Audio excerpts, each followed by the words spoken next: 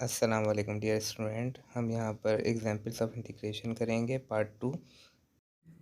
यहाँ पर हम एग्जाम्पल नंबर 7 करेंगे। एग्जाम्पल नंबर 7 में है integration of e power a x into b x plus c d x. एक एक्सपोनेंशियल फंक्शन और एक पोलिनोमियल फंक्शन है। इंटीग्रेशन बाय पार्ट्स लगेगा। दोनों फंक्शंस हैं, हमें पता है हम पोलिनोमियल फंक्शंस को यू सपोज करते हैं और एक्सपोनेंशियल फंक्शन को हम इंटीग्रेशन सपोज करते हैं, जिस तरह हमने रूल में पढ़ा था।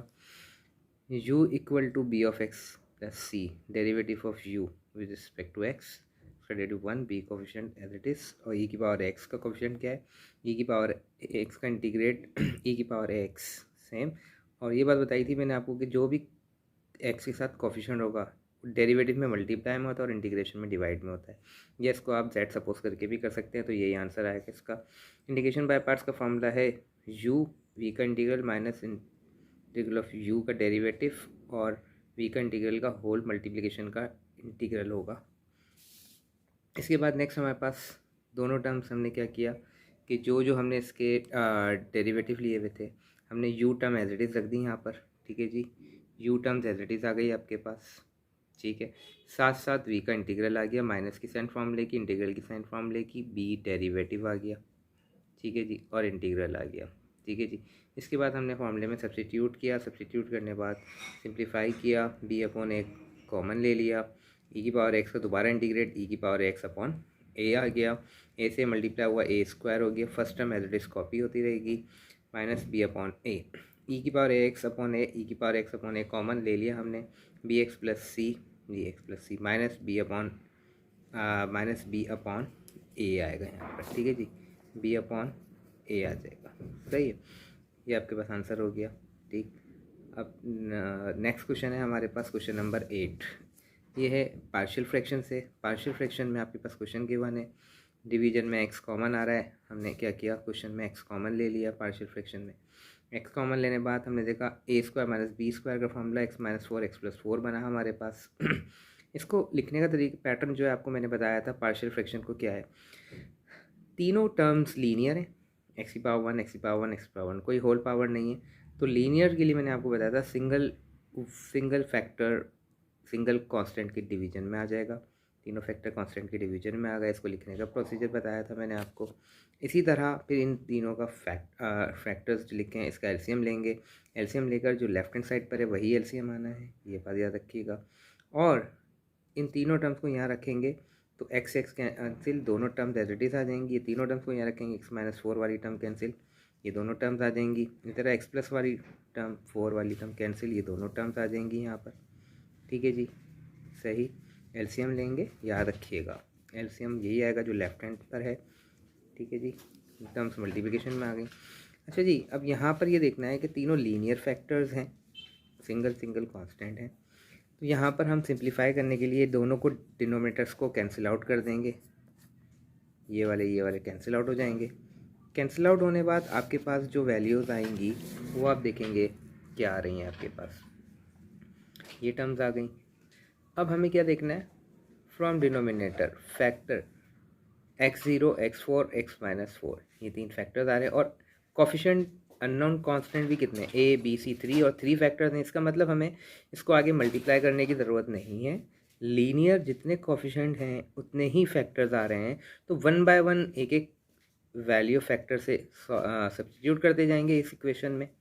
ठीक है, और आपके पास वैल्यूज़ आती जाएंगी a b c की। कैसे, देखिए पहला फैक्टर है 0, 0 को इसमें रखेंगे, 0 रखा 0, 0 रखा 0, 64 प्लस का एज इट इज़। ये 0 रखने से -4 + 4 दोनों मल्टीप्लाई होंगे, माइनस का 16 आ जाएगा। और ये 0 रखेंगे 0 रखेंगे, दोनों यहाँ पर देखिए 0 रखेंगे 0 रखेंगे, दोनों टर्म 0 हो जाएंगी। ठीक है, तो ये आ गया आपके पास, क्या आ गया, माइनस प्लस प्लस, आपके पास ये प्लस का है तो प्लस का क्या आ गया 64 माइनस 16, कैंसिल आउट हुआ, आपके पास माइनस का 4 आ जाएगा ये आपके पास। ठीक है जी, ये आपके पास क्या आ गया, माइनस का 4 आ गया। अब x इक्वल टू 4 रखेंगे, x इक्वल टू 4 रखा आपने तो x इक्वल टू 4 में क्या आया आपके पास, ज़रा ये देखिए 4 x की जगह पे रखेंगे। ठीक है, जो इक्वेशन नंबर 1 थी आपको अभी बताई, इसमें वैल्यूज़ रख दी हमने। अब देखिए हमने किस इक्वेशन में रखी 4, x इक्वल टू 4, यहाँ पर आपने सब्स्टिट्यूट की 4 वैल्यू, ये 4 रखेंगे +4 -4 0, यहाँ पर 4 रखेंगे 0, सिर्फ b वाली टर्म में आएगी टर्म 4 + 4 8 और ये 4, 8 4 था, ये देखिए क्लियर, b 8 4 था 32। लेफ्ट हैंड साइड सॉल्व किया आपके पास, लेफ्ट हैंड साइड सॉल्व करेंगे आप, लेफ्ट हैंड साइड सॉल्व किया आपके पास क्या वैल्यू है देखिए, इन सबको ऐड किया 136/32, डी 17/4, बी की वैल्यू आ गई। अब इसी तरह आपने इक्वेशन 2 के अंदर x इक्वल टू -4 रखा। अच्छा -4 रखेंगे तो -4 रखने से देखिए क्या वैल्यू सब्स्टिट्यूट किया आपने, -4 रखी, यहाँ पर आपने -4 वैल्यूज रखनी है, देखिएगा -4, ठीक है, +4 -4 0, +4 -4 0, सिर्फ कौन सी वाली वैल्यू रहेगी, सी वाली, -4 -4 -8 और मल्टीप्लाई बाय -4, -8 मल्टीप्लाई बाय -4, ठीक है। अब आप यहाँ देखते हैं हम जहाँ हमने रखी है वैल्यू, ठीक है जी, ये देखिए -4 -8 माइनस प्लस 8 4 32, ये एडिशन किया 152 19/4 आ गया, कैंसिल आउट होकर सी की वैल्यू भी आ गई, ठीक है।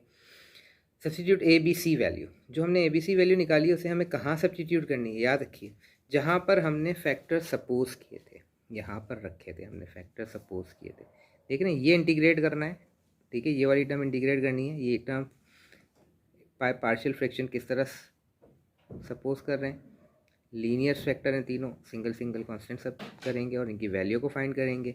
इनकी वैल्यू को फाइंड करने के लिए आपको पहले इस टाइप की इक्वेशन बनानी पड़ेगी, ठीक है, जिस तरह की मैंने आपको बताई कि इक्वेशन क्या बनेगी। इक्वेशन बनाने के बाद आपको क्या करना है, ए की, बी की, सी की वैल्यू निकालिए, लीनियर फैक्टर हैं तो लीनियर फैक्टर के थ्रू निकलेगी।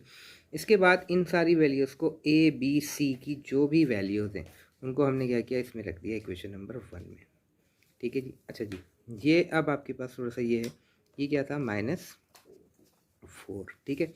अब आपके पास देखिए ज़रा जनाब आगे क्या, अच्छा जी, अब आप देखें ये सारी वैल्यूज़ रखने बाद इंटीग्रेट करेंगे बोथ साइड इस इक्वेशन को, तो ये टर्म हमें इंटीग्रेट करने को मिली थी पार्शियल के थ्रू, ये टर्म जो आई है हमारे पास सेपरेट होकर ये वाली टर्म आई है, ठीक है। -4 कोफिशिएंट बाहर लिख लिया 1/x का, ठीक है, 17/4 1/x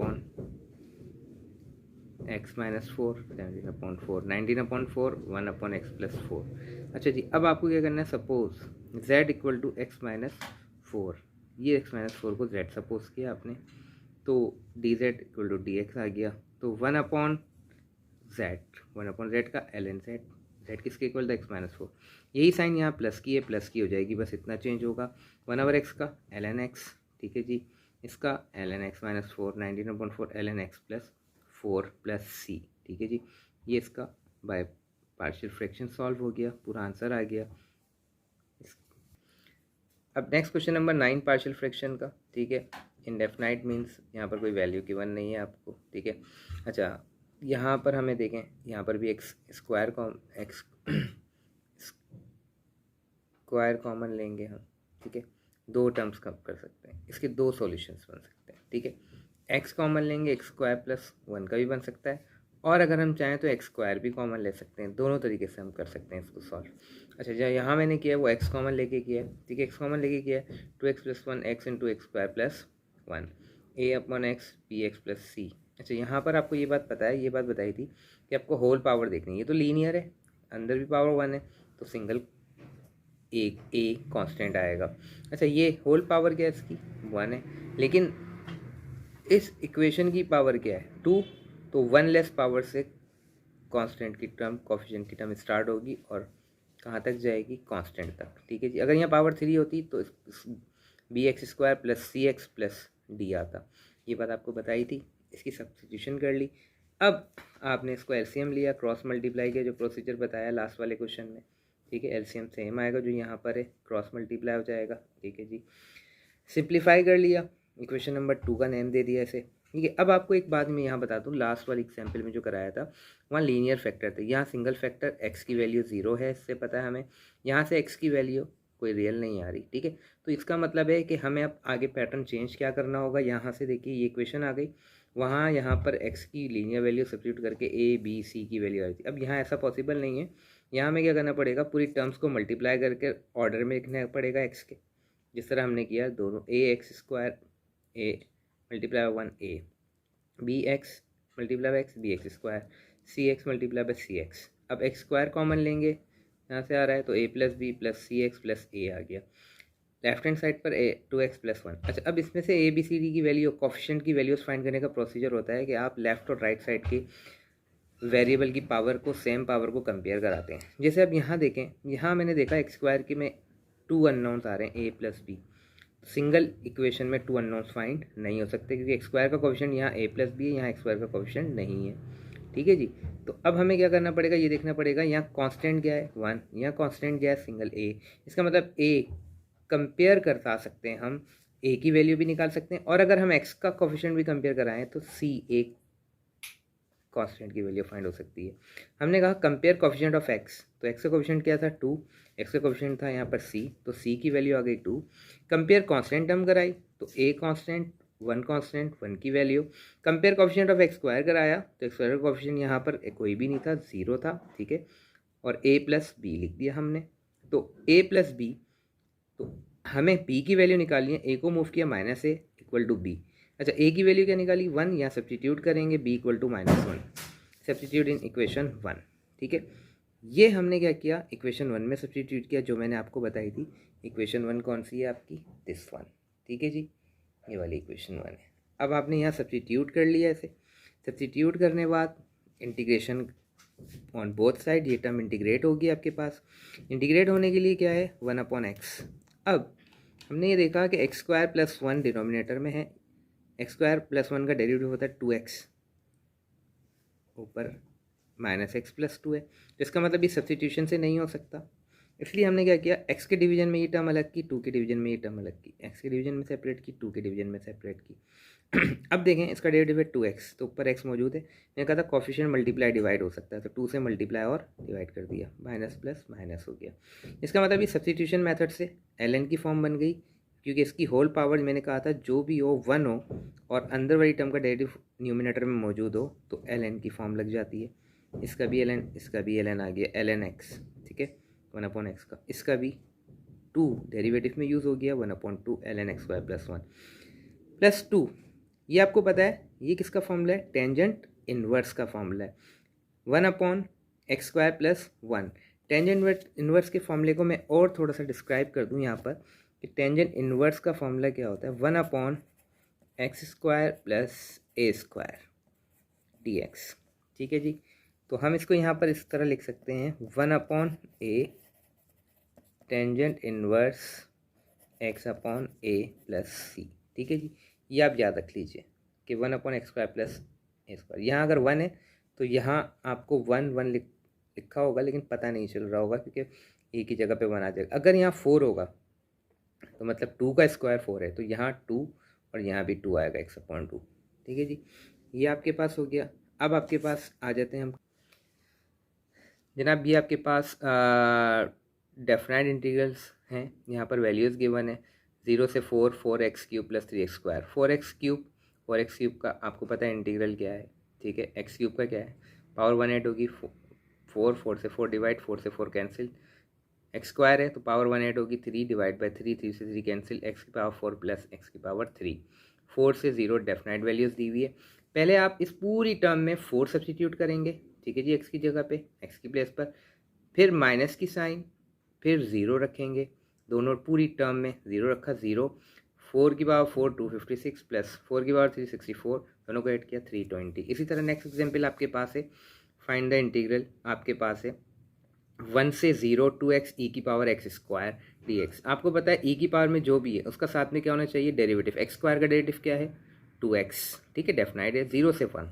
तो आपने इसके अंदर क्या किया, सब्स्टिट्यूशन मेथड सपोज किया, u equal to x square du equal to 2x dx। 2x dx साथ मौजूद है, इसका मतलब e की power u du equal to e की पावर u का इंटीग्रल u के रिस्पेक्ट से eu प्लस c। अच्छा, अब यहाँ देखिएगा, यहाँ डेफिनाइट वैल्यूज आप नहीं लिखेंगे, क्यों, क्योंकि 0 से 1 ये x के लिए दी हुई है। आप पहले u के थ्रू सॉल्व करेंगे, फिर जब u की वैल्यू रखेंगे x स्क्वायर, फिर आप डेफिनाइट वैल्यू रखेंगे, x स्क्वायर की जगह पे 1, फिर माइनस की साइन, फिर e की पावर 0, e की पावर 1, e की पावर 1 माइनस e की पावर 0 इक्वल टू होती है 1 के। तो आंसर आया e की पावर -1।